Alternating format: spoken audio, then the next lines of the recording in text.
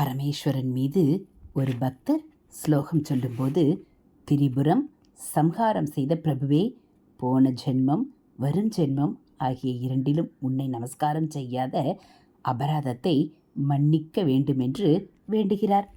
போன பிறவியில் நமஸ்காரம் செய்யாதது ஒரு அபராதம். இப்பிறவியில் நமஸ்காரம் செய்துவிட்டதால் அடுத்த பிறவி இல்லை.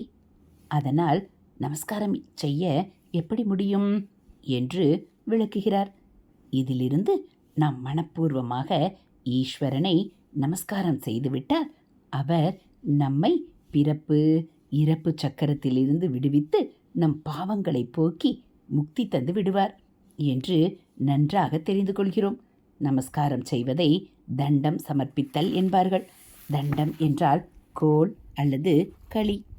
கையில் பிடித்துள்ள கோலை விட்டுவிட்டால் அது தடால் என்று கீழே விழுந்து விடுவது போல் இந்த உடம்பு நம்முடையதல்ல, ஈஸ்வரனுடையது என்கின்ற எண்ணத்துடன் கீழே விழுவதுதான் நமஸ்காரம். இந்த உடம்பை நாம் தான் தாங்கி நடத்துகிறோம் என்ற எண்ணமாகிய அகங்காரத்தை விலக்கிவிட்டு அதற்கு அடையாளமாக கீழே விழுந்து நமஸ்கரிக்க வேண்டும். நாம் செய்கிறோம் என்ற எண்ணம் அகன்றுவிட்டால் அதுவே சதா கால நமஸ்காரம். பொறுப்பை உன்னிடமே பூரணமாக போட்டேன் என்பதற்கு அடையாளம் நம் உடம்பை தரையில் போடுவது. நம்முடைய நல்லது பொல்லாதது அவ்வளவும் அவர் விட்டபடி என்று சகல பொறுப்பையும் அவரிடம் தள்ளுவதற்கு வெளி அடையாளமாக ஈஸ்வர சந்நிதியில் உடம்பை தரையில் தள்ளி நமஸ்காரம் பண்ண வேண்டும்.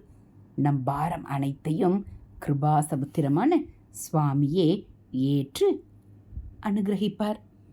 ஹரஹர சங்கர, ஜெய ஜெய சங்கர, ஹரஹர சங்கர, ஜெய ஜெய சங்கர. மகா பெரியவா சரணம்.